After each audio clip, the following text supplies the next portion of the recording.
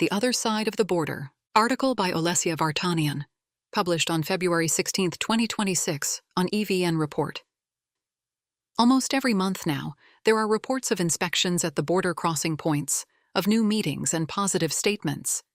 Expectations that the border between Armenia and Turkey will finally open are still carefully managed, yet the possibility no longer feels abstract. When the gate opens, it will alter more than freight traffic. It will change the texture of daily life along a frontier where people have spent decades looking at one another without meeting. Close enough to hear. Hundreds of thousands live along this border.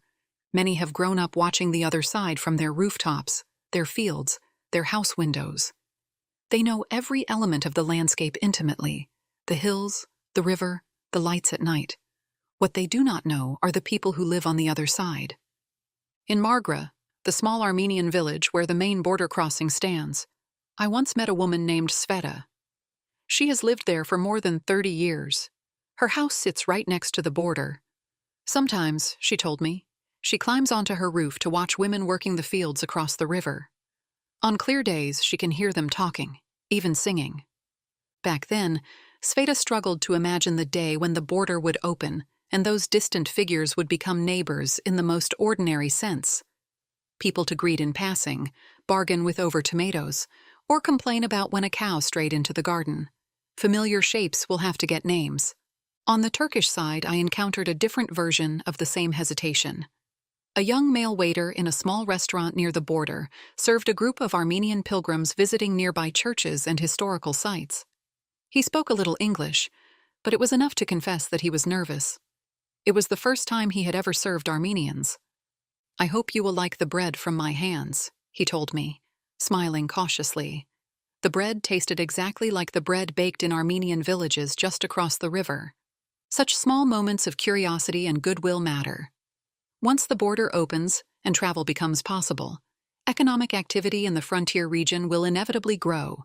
From trade and insurance services to car repairs, restaurants, guest houses, storage facilities. Currency exchange desks will appear. New taxi routes will form. One need only look at the Armenian-Georgian border crossings to imagine how quickly commerce can take root and how swiftly daily habits adapt to new flows of movement. But commerce will not be the only result. Contact will also deepen. Some may venture into partnerships, perhaps organizing joint tourist services. And along increased movement, with it will come the inevitable ordinary problems of everyday life, which are best addressed together rather than across a closed gate. After the wall. History suggests that reopening a border after decades of closure is rarely seamless. Even in peaceful circumstances, contact requires practice. Rebuilding communication is rarely simple. It requires learning how to interact, how to negotiate misunderstandings, and ultimately how to trust each other. More than 35 years after the fall of the Berlin Wall, the German capital still carries the imprint of division. Although the city was not split along ethnic lines, social disparities remain visible to this day. Opportunities diverge. Architectural contrasts endure. Even patterns of transport and public administration reflect the legacy of separation. Entire neighborhoods still feel shaped by the systems that governed them for decades. The Armenian-Turkish case is, of course, profoundly different. But adjustment will come here as well.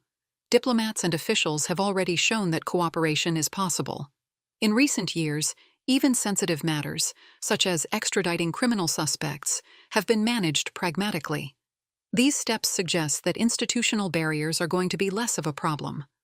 What does not yet exist are the habits of local cooperation, direct ties between municipalities, police departments, healthcare administrators, agricultural inspectors. The people who manage daily life have never had to manage it together.